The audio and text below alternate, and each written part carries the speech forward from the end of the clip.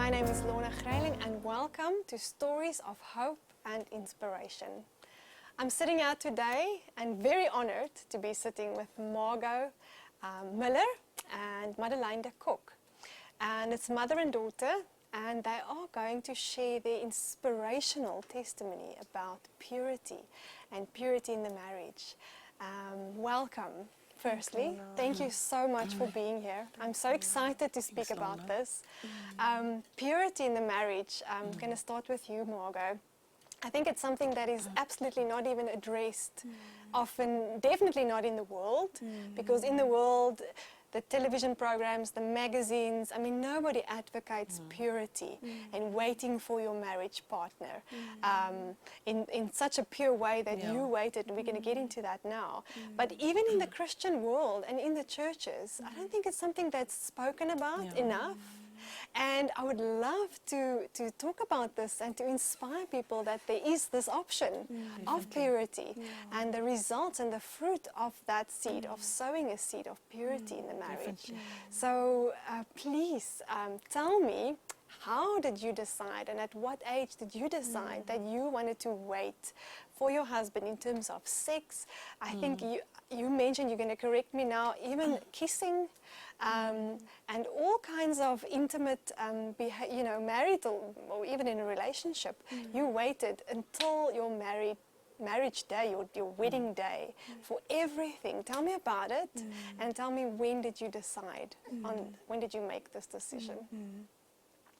Lorna, I think it for me started from an early age, and even high school. I remember really having the struggle in my matric year even, and just, always wanting to have relationships from an early age. My parents met in school. So for me, it was something that I really desired, to also meet my husband in school when I'm still young. And I was matric, and I just remember it just didn't ever happen. And I remember asking God, when is it going to happen for me? Am I ever going to get married? Yes. Friends were dating in school, and it just didn't ever happen for me. And so I think God, in that I look back and think, God really protected me, because I think the guys I was interested in school, completely changed in the course of, even when I went to varsity, how I, now thought about a future partner. And when I think that, I'm sorry, I'm going to interrupt you there, because that is such a powerful topic. The guys who look cool in school at the time, now when you look back, I mean, that is something that needs to be said and heard by the teenagers, because it's true. If I think back of my school days, the guys who I thought was cool, when I went to the reunion, you think, I don't know how you get the shock of your life. Definitely. And I think when I went to varsity, I was involved in church there, and I just realized that it's definitely the most important choice besides choosing God and getting saved, but the second most important choice in life is your life partner. So I realized that it's now not anymore that important to me how popular someone is, but does he have a relationship with God? And in varsity, that's something I explored more, and I really read a few books. And I remember one book that I read, Joshua Harris mentioned, where he was actually challenged by not kissing at all until marriage. To pursue purity 100%. Sure. And I remember just that thought, and just at that stage I didn't kiss any guy ever, so I just thought, what, maybe this is something I should pursue. Sure. His reasons, of course, were that, it's so much more difficult to really pursue purity the way God wants it, once you get physically involved with someone. Because in the olden days, and I know we're not living in the olden days, and it is the year 2019, but I mean, in the biblical times, they didn't even see their wives until the night of their intercourse, really. I mean, that's how, who was tricked like that. He got the sister, Rachel, and not the woman Jacob, that... Exactly. So we think in 2019 that this is strange, Yes. but in the biblical times and in the godly sense of it, you know, they prayed for a wife Yes. and they trusted God for this wife. Yes, yes. And they didn't even see the woman. No. And that's the thing. I think, you know, especially in our culture, it's totally a culture shock for Yes. people. And I remember, yeah, God, I know that, and that's why I say, I don't say everyone should not kiss until they get married. It's so a personal conviction you need to have. You can't do it out of a law or try and do it because it's a rule for you, because it won't last in a relationship. It must be something that God convicts you of. And out of my relationship with God, this is something God really convicted me of. But my parents even sharing with me, you know, that they didn't stay pure. They didn't have the input we had. No one talked to them. So in that, I knew that God just told me, Margo, you can't think that you're going to be strong and different. Even though you didn't have relationships to that point, you are not strong, and therefore you cannot play with the enemy. I know my gran would always give this explanation and say that, you know, God is very in control of the enemy. You know, he overcame Satan at the cross, but it's like a dog that's on a leash. And the moment we, you know, God has control over that dog, but the moment we go into Satan's territory, that dog can bite you. Yes. And it's not that God doesn't Very have true. control, but he has, but you are in But his you are going territory. into his territory. Yes, and I know that, and it was really something supernatural that God just imparted in my heart, saying that, Margo, if you are going to start kissing in a relationship, that is you entering into that territory It's of a the danger enemy. zone. Yes. Because kissing becomes Yes. more intimate. And then, I mean, Yes. your body obviously physically reacts to it. Yes. And kissing And is then how do you foreplay. stop it then? Because kissing is Yes, foreplay, yes. you know.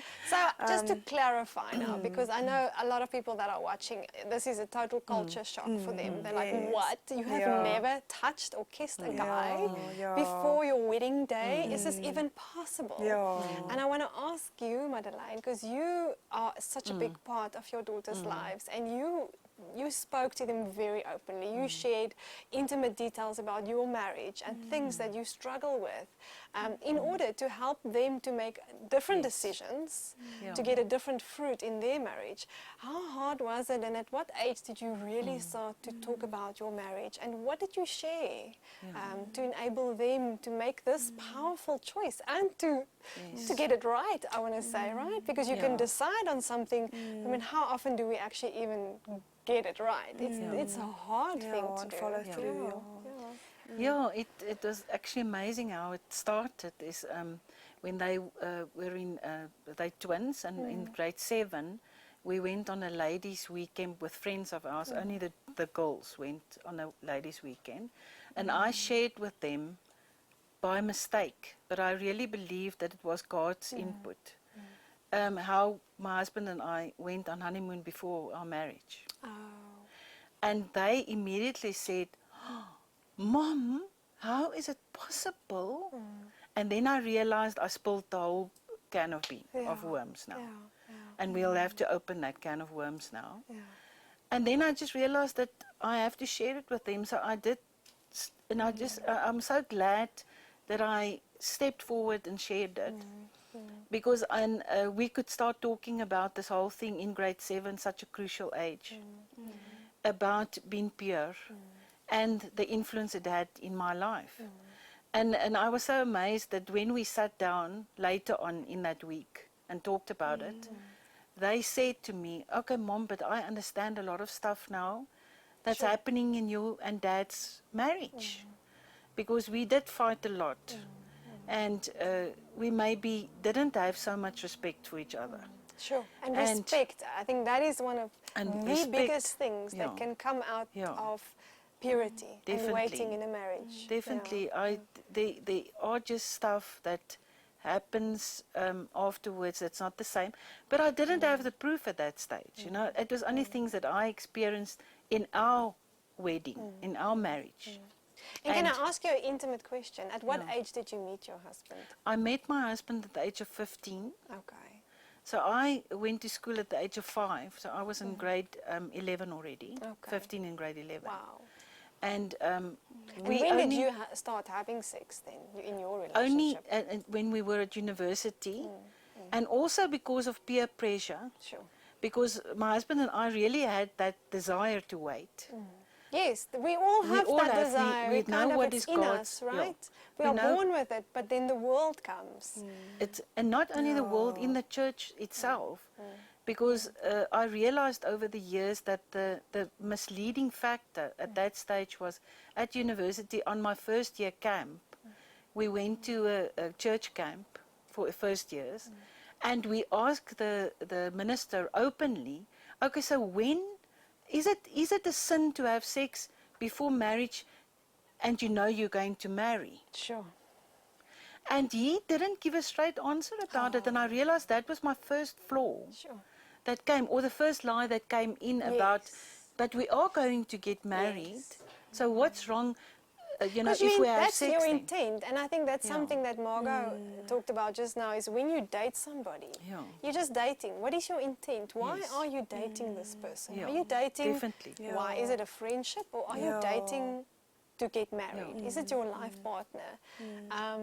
And so not a lot of relationships really, I think, get more intimate just for nothing. You do intend, your intentions is to marry that person. And it's a Yeah. natural You do think so. Oh, intention this is to, the guy I'm going to yeah. marry, right? Yeah, it is a natural thing, and that is the first thing that I really focused on with them, is to say, I know that you have this desire to meet a guy in school already, and to have this relationship that Dad and I have, but there was a lot of heart sore and heartbreaking things and heartache that happened Because because in of the this. movies, we see the movies, Yeah. and they have the sweet 16 birthdays. Yeah. And what do you Yeah. do on your sweet 16? You kiss a guy. Yeah. And that's the norm, Yeah. right? Yeah. In the church, in Yeah. the world, Yeah. it's what everybody sees. Yeah. So Yes. that's very difficult to go against that norm and say, Yes. all right, my intention is I want to be pure before God. Yeah. God, how do I do that? I want to choose a marriage Yeah. partner Yeah. and be pure until the day Yes. of And my the- marriage. yes. Yeah. And I realized that to sit and talk, and I really just want to encourage parents and to say that, do you realize that you are the one, your children must be so comfortable to speak about sexuality and relationships, and it starts young already, where you, just to talk to your young child and to say, listen, nobody's supposed to touch your body. Only when you marry, even if they're at the age of 5, at the age of 6, only when you marry, your husband will, just for them to know that marriage is such a normal stuff, sacred. and it will only happen there. Since young, I just feel that the younger, the better, to talk about it. And I realized then to share with them that Dad and I didn't do it, but it was we wanted so badly to stay pure. Sorry, but we couldn't, because we were in a relationship for 10 years before we got married. That's long. That is How quite do a you long stay time. Very pure long, for no. 10 years? And yeah, it was so difficult for us because already, and as well, the other factor that I really shared with them is that your group of friends that you have around you, what do they believe? What do they think about? All my friends were having sex. So they actually at one stage they said, okay, there's definitely something wrong with you. Why are you not having sex? And I just said, but I feel that, before God we don't want. And we don't want to do it. We really want to wait until marriage. But later on, because of all the being a freak, always standing out like a sore eye, everybody judging you, and not that it is an excuse, Yeah, because but it's that's you. very real, though. It's a very real thing, real but, to feel judged and to be criticized for your faith. For the- That's yeah. not easy. It's not We easy. read that in the Bible, and sometimes we read testimonies of people being criticized and even tortured for their faith. And this is almost an emotional torture for your faith, by your Definitely. friends, and by the world, and even by the church. By the church as Because well. a lot of ministers, like you say, don't answer the question properly Yeah. because one, they might not know that there is Yeah. an option of purity, that Yeah. there are actually people Yeah. out there that has been able to Yeah. stay completely pure Yes. until the day of their wedding. Yes. Even in As this well day. as maybe the minister didn't get it right. And now he feels bad. And like, how do you answer somebody if you can't even do it? Yeah. So it's to get that realness and say, look, I haven't been able to do Yeah. it, but can I tell you, Yeah. this is Yes. something that is possible. Yeah. And the fruit of this purity. I want to talk about the fruit of the purity. Yes, Lorna, I must say that there's quite a difference. I saw it in my friends, the ones that waited, you know, and was pure when they got married, that they really had empathy with each other, much more than what I and my husband had. A lot of endurance.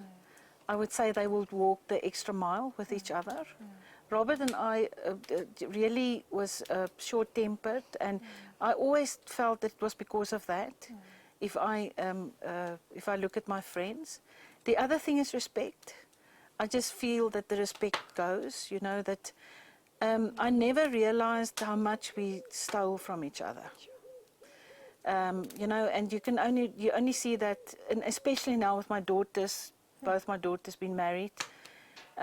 I realized it was definitely we stole from each other, especially from a man, because I feel that you actually steal that priesthood from him, and you take over, because you know in Genesis, where with the curse after when they went out of Eden, the Bible said that Eve will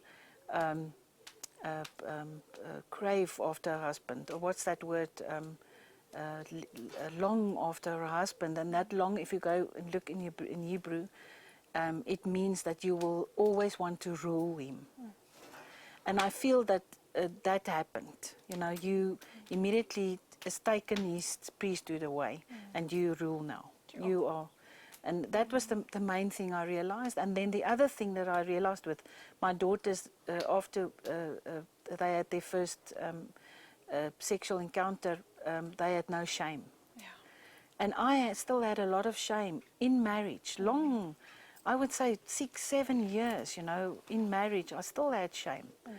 And I feel that's I think the it's difference. because shame, when Yeah. you start having sex Yeah. outside of marriage, like you mentioned in the beginning, shame comes in almost immediately. Yes. Because Yeah.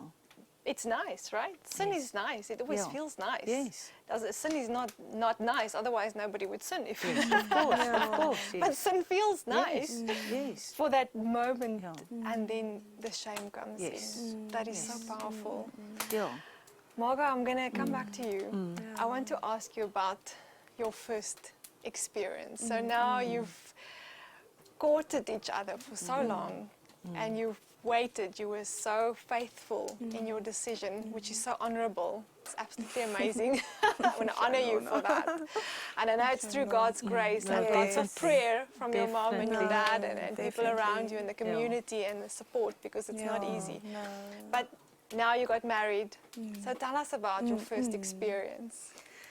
Yeah, I've maybe first want to just mention, it was actually so funny, on our wedding day, the evening, I think it was about late the evening, then and I think about 7 people came to me and just said, listen, they were very worried and they just want to pray for me because they are very concerned. You know, a lady actually came and said, listen, just use the honeymoon to just kiss. Oh my goodness. Don't go all the way, like it's going to be traumatic for you. And so spiritual Christians were actually scared for your sake, yes, right? no, and it was friends that I think, and I know they really had good intentions. I just think they didn't. Yeah, they were just very nervous for me, but I was actually, it was so amazing for me how there was just such a grace I could feel that God had for me. I was not at all nervous, and I remember when my husband and I spoke about it before. You know, we kind of just talked, and I just said it's actually it's so funny for us to talk about it because we don't know what's going to happen.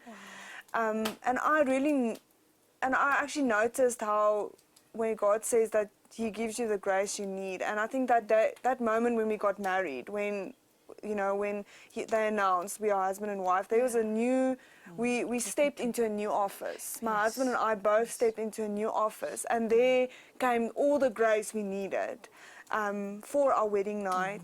Yeah, and I remember us walking to our honeymoon suites, and it was just so amazing to me how I wasn't nervous, I wasn't scared for anything. It was the most natural thing ever. Yeah, I think the biggest thing for me that I can really also say is just what my mom also mentioned, was that there's no shame. Sure. There was no guilt, there was no shame. I didn't have any past memories. And I know a lot of people like, but you guys didn't practice or nothing, and but there was no need. Yeah. Like, it's a journey that we are going to go on, and God's going to bond us in that journey. It's not going to be perfect, but luckily we don't know what is perfect. You know, Yes. what is normal. You know, we don't even know any of that. And for me, God really blessed me so much, because even from my first wedding night, I immediately reached the climax. I didn't have any problem from the first time. It wasn't painful for me. It obviously was uncomfortable, and for me, even that was, I didn't expect it at all. You know, I just know that it's something that doesn't come easy, especially for women. And yeah, and I must say with that even with our wedding night and even our whole honeymoon, there was never ever a time I didn't reach climax. It was for me there easily. It wasn't something difficult for me. But I know that, you know, husband and I would talk a lot about it, and we have a lot of friends that are married. And I realized that one thing that I think sometimes can be stolen from your intimacy when you don't wait or when you compromise is a lot with your husband in the just the thing, in the foreplay. Like, your husband would do everything for you.